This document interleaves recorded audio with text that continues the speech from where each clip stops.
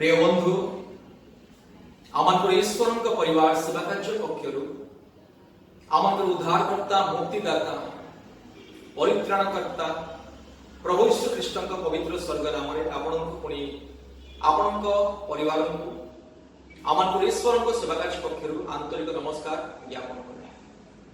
प्रिय बंधु वर्तमान ये अंधकारमय जगत मध्य आम अंतिम समय बसवास करुचे। ये अंतिम दिन मानक मानव समाज किपरि प्रस्तुत हेबा दरकार ईश्वरंकर शेष विचार निमंते ईश्वरंकर द्वितीय आगमन निमंते ईश्वरंकर से महाक्रोधर दिन निमंते किपरि प्रस्तुत हेबा दरकार से विषय आज माने ईश्वरंक दासंक मुखरु अंतिम दिनर सुसमाचार सुनिबा। आज भारतर विभिन्न स्थान पृथ्वी विभिन्न स्थान आमर परमेश्वर परिवार सेवा कार्य आमर परमेश्वर परिवार प्रार्थना भवन को आज अनेक शह शह लोक मैंने जोगाजोग करती सुस्थता मुक्ति शांति आशीर्वाद पाती। जेहेतु सुस्थता करवा परमेश्वर आरोग्य करवा परमेश्वर मुक्ति देवा परमेश्वर केवल प्रभु यीशु ख्रीष्ट अटंती। प्रिय बंधुगण आपण जीवन में आपण परिवार में जेकोसी समस्या रोग संकट बीमारी परीक्षा प्रलोभन कष्ट दुष्टात्मा बंधन संतानहीन अवस्था से जहाँ भी परिस्थिति होना कहीं आप यीशु ख्रीष्ट को विश्वास करेंगे ये अंतिम दिन मानक प्रभु यीशु ख्रीष्ट को निजर व्यक्तिगत परित्राणकर्ता रूपे ग्रहण करेंगे अपना अपना पाप फेरबे पुणी ईश्वर निकट को आसवे यीशु ख्रीष्ट को निजर व्यक्तिगत परित्राणकर्ता रूपे ग्रहण करेंगे तेरे मुक्ति पाइबे। प्रिय बंधुगण ईश्वर परिवार सेवा कार्य सहित जोगाजोग करंतु पुणी आशीर्वाद पातु। जेकोसी परीक्षा प्रलोभन समस्या समय यीशु प्रभु यीशु ख्रीष्ट विश्वास भरोसा करी निर्भर करी आम सहित जोगाजोग करंतु। आमने आपण मानक पई प्रार्थना करिवु प्रतिदिन प्रार्थना करिवु पुणी सप्ताह को 2 थर 3 थर उपवास प्रार्थना करिवु। आमने भारतर समस्त परिवार निमित्ते भारतर विभिन्न परिवार निमित्ते पृथ्वीर विभिन्न परिवार निमित्ते प्रतिदिन आमने प्रार्थना करू। प्रिय बंधुगण ईश्वर परिवार सेवा कार्य सहित जोगाजोग करंतु आशीर्वाद पांतु पुणी आमर यूट्यूब चैनल देखंतु प्रार्थना शुणंतु ईश्वर जीवन परिवर्तनकारी सुसमाचार शुणंतु पुणी मुक्ति पांतु। आसंतु ए समय हमने अल्प समय ध्यान सहित ईश्वर पवित्र सुसमाचार शेष दिन सुसंवाद को शुणा पुणी प्रस्तुत रहा।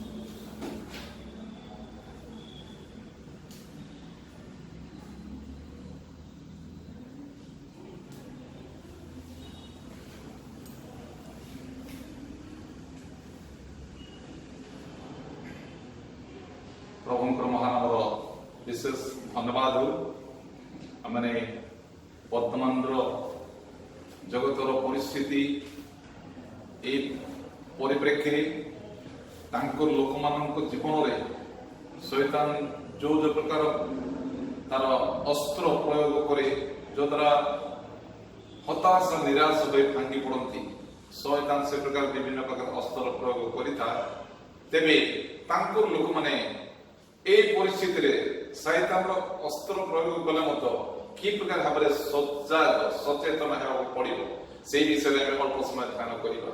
आसतु पूर्व मैंने प्रभुंकर निकटवर्ती हम छोट प्रार्थना करी। हालेलुया।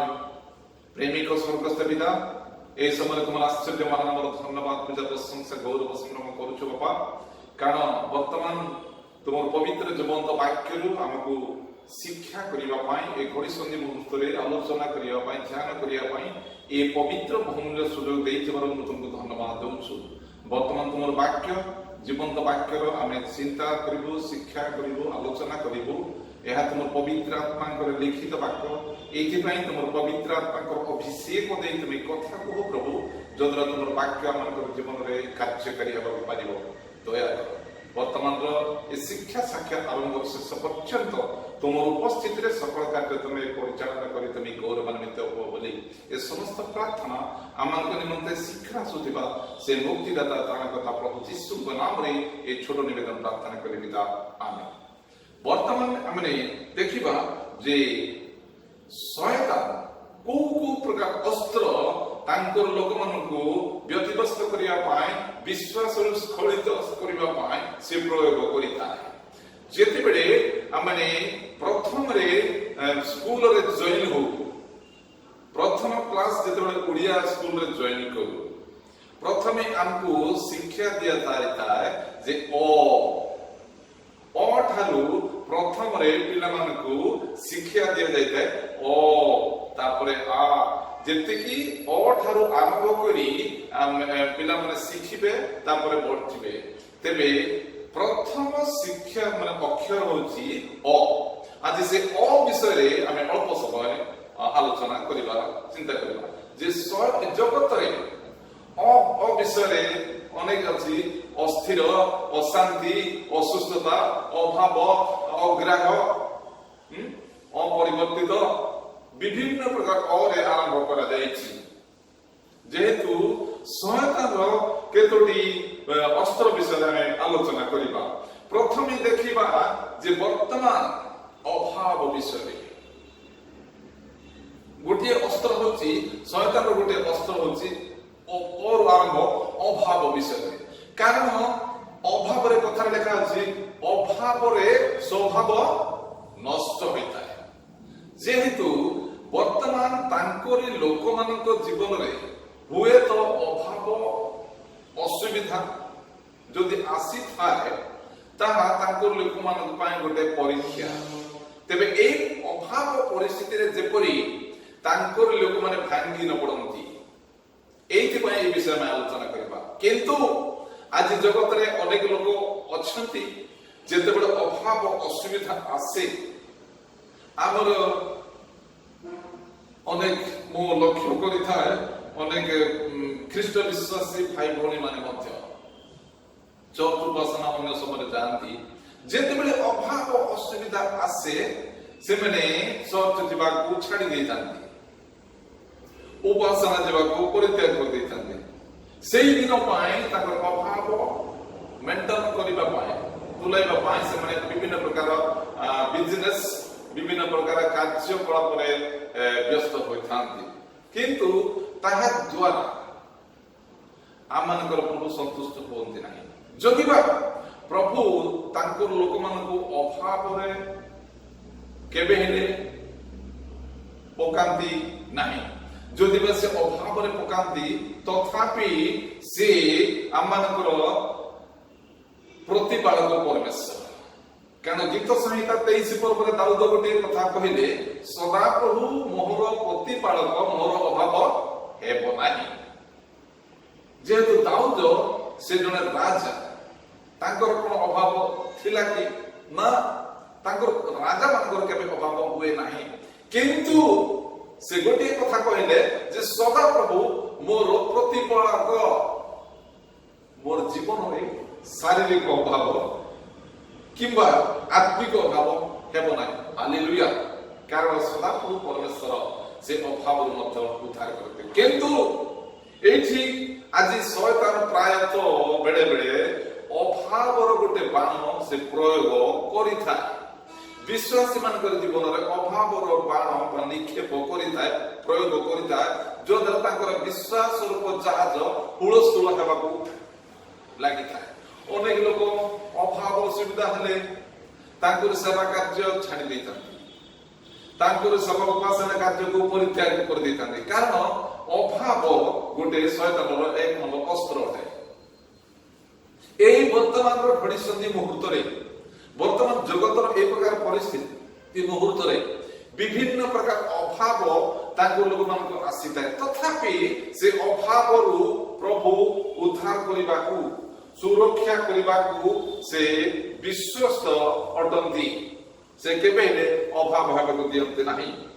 କାରଣ ଦେଖିବା ଧର୍ମଶାସ୍ତ୍ରରେ ଯାତ୍ରା 16:18 ପଦରେ ଯେତେବେଳେ ଇସ୍ରାଏଲ ସନ୍ତାନ ମାନେ ମିଶ୍ର ଦେଶର ଦାସତ୍ୱ ଅବସ୍ଥାରେ ଥିଲେ, ସେଠାରେ ଦାସତ୍ୱ ଅବସ୍ଥାରୁ ମୁକ୍ତ ହେଲା ପରେ ସେମାନେ ପ୍ରଭୁଙ୍କର ମହା ଆଶୀର୍ବାଦ ଅନୁଗ୍ରହରୁ ପଥ ମଧ୍ୟରେ ସେମାନେ ବିଭିନ୍ନ ପ୍ରକାର ଆଶୀର୍ବାଦ ପ୍ରାପ୍ତ ହେଲେ। ଯଦ୍ୱାରା କି ସେମାନେ ଯାହା ମାଂସ ଖାଇବାକୁ ଚାହିଁଲେ, ସଦାପ୍ରଭୁ ପରମେଶ୍ୱର ଆକାଶରୁ ଭାଟ ପକ୍ଷୀ ଯୋଗାଇଲେ। ମାନା ଯେତେବେଳେ ସ୍ୱର୍ଗରୁ ମାନା ସେମାନଙ୍କୁ ଯୋଗାଇଲେ, ସେମାନଙ୍କର କୌଣସି ପ୍ରକାର ଅଭାବ ହେବାକୁ ଦେଲେ ନାହିଁ। ଯେହେତୁ ଶୟତାନର ଅସ୍ତ୍ରକୁ ପ୍ରତିରୋଧ କରିବା ପାଇଁ ଯେପରିକି ମୋ ଲୋକମାନେ ଯେପରି ବିଚଳିତ ବ୍ୟତିବ୍ୟସ୍ତ ହୋଇ ଭାଙ୍ଗି ନ ପଡନ୍ତି, ଏଇଥିପାଇଁ ତାଙ୍କର ଯଦି ଅଭାବ ହେଲେ ମଧ୍ୟ ପ୍ରଭୁ ପୂରଣ କଲେ। ସେମାନେ ଯାଉଛନ୍ତି ଚାଲୁଛନ୍ତି, ତଥାପି ପ୍ରଭୁ ସେମାନଙ୍କର ଅଭାବକୁ ପୂରଣ କରି ଯାଉଛନ୍ତି। ସେମାନଙ୍କୁ ଏ ପ୍ରକାର କଲେ ଯେ ଯେତେବେଳେ ସେମାନେ ମାନା ସଂଗ୍ରହ କଲେ, ଅନେକ ଲୋକ ବହୁତ ସଂଗ୍ରହ କଲେ, ଅନେକ ଲୋକ ଅଳ୍ପ ସଂଗ୍ରହ କଲେ, କିନ୍ତୁ ଯୋଉମାନେ ଅଳ୍ପ ସଂଗ୍ରହ କଲେ ସେମାନଙ୍କର ଅଭାବ ହେଲା ନାହିଁ। ଯେହେତୁ ସଦାପ୍ରଭୁ ଅଭାବକୁ ପୂର୍ଣ୍ଣ କରିବା ପରମେଶ୍ୱର, ଯଦି ବା ଶୟତାନ ତାଙ୍କ ଲୋକମାନଙ୍କର ଜୀବନରେ ବ୍ୟତିବ୍ୟସ୍ତ କରିବା ପାଇଁ ଅଭାବ ଗୋଟେ ଅସ୍ତ୍ର ପ୍ରୟୋଗ କରନ୍ତି, କିନ୍ତୁ ସେ ଅଭାବକୁ ସେ ପୂରଣ କରିବା ପରମେଶ୍ୱର ଅଟନ୍ତି। ତେବେ ସେ ଯାତ୍ରା 29:5 ଲେଖାଯାଏ, ଯେହେତୁ ସେମାନେ 40 ବର୍ଷ ପର୍ଯ୍ୟନ୍ତ ସେମାନେ ଯାଉଛନ୍ତି, ଯାହାକି ପରମେଶ୍ୱରଙ୍କର ପ୍ରତିଜ୍ଞାତ ଦେଶ କିଣା ଦେଶରେ ପହଞ୍ଚିବା ପାଇଁ। ସେମାନଙ୍କର ଯାତ୍ରା 40 ବର୍ଷ ଲାଗିଲେ ମଧ୍ୟ ସେମାନଙ୍କର ବସ୍ତ୍ର ଜୀର୍ଣ୍ଣ ହେଲା ନାହିଁ, କିମ୍ବା ସେମାନଙ୍କର ପାଦର ପାଦୁକା ଛିଣ୍ଡିଲା ନାହିଁ। କି ପ୍ରକାର ଆଶୀର୍ବାଦ କଲେ, କି ପ୍ରକାର ସେମାନଙ୍କୁ ଆଶୀର୍ବାଦ କଲେ, ଯୋଉଦ୍ୱାରା ତାଙ୍କର କୌଣସି ବିଷୟ ଅଭାବ ହେବାକୁ ଦେଲେ ନାହିଁ। ସେଇଥିପାଇଁ ଦାଉଦ କହିଲେ ଯେ ସଦାପ୍ରଭୁ ମୋର ପ୍ରତିପାଳକ, ମୋର ଅଭାବ ହେବ ନାହିଁ। କାରଣ ଶୟତାନ ଯଦି ବା କୌଣସି ପ୍ରକାର ଅଭାବର ଅସ୍ତ୍ର ସେ ପ୍ରୟୋଗ କଲେ, ବାସ୍ତବିକ ଭାବରେ ଏଇ ଘଡ଼ି ସନ୍ଧି ମୁହୂର୍ତ୍ତରେ, ଏଇ ପରିସ୍ଥିତି ସମୟରେ ଆମେ ଯେତେବେଳେ ସଦାପ୍ରଭୁରେ ଶରଣ ନେଉ, ତେବେ କେବେ ହେଲେ ସେ ଅଭାବ ହେବାକୁ ଦିଅନ୍ତି ନାହିଁ। ଯେହେତୁ ଦ୍ୱିତୀୟ ବିବରଣ 2:7 ଲେଖାଯାଏ ଯେ ତୁମମାନଙ୍କର ନିଜ ନିଜ ହସ୍ତର କର୍ମରେ ସଦାପ୍ରଭୁ ଆଶୀର୍ବାଦ କରିବେ। ଅନେକ ଲୋକ ଅଭାବ ହେଇଗଲେ ସଦାପ୍ରଭୁଙ୍କୁ ଛାଡ଼ି ଦିଅନ୍ତି। ପ୍ରଭୁଙ୍କର ସେବା କରିବୁ, ଆମକୁ ଖାଇବାକୁ ନାହିଁ, ଆମକୁ ପିଇବାକୁ ନାହିଁ, ଆମର ପିନ୍ଧିବାର ବସ୍ତ୍ର ନାହିଁ, ନା, ତାହା କେବେ ହୋଇପାରେ ନାହିଁ। ଯେହେତୁ ସଦାପ୍ରଭୁ ଅଭାବକୁ ପରିବର୍ତ୍ତନ କରିବା ପରମେଶ୍ୱର। ଦାଉଦଙ୍କର କଣ ଭାବ ଥିଲା? ଦାଉଦଙ୍କ ଜୀବନରେ କୌଣସି ବିଷୟ ଅଭାବ ନଥିଲା। ଦାଉଦଙ୍କ ଜୀବନରେ କୌଣସି ପ୍ରକାର ପ୍ରୋବ୍ଲେମ ସମସ୍ୟା ନଥିଲା। ସେଇଥିପାଇଁ ସେ କହିଲେ 23 ପର୍ବରେ ଗୀତ ସଂହିତା 23 ଗୀତରେ, ସଦାପ୍ରଭୁ ମୋର ପ୍ରତିପାଳକ, ମୋର ଅଭାବ ହେବ ନାହିଁ।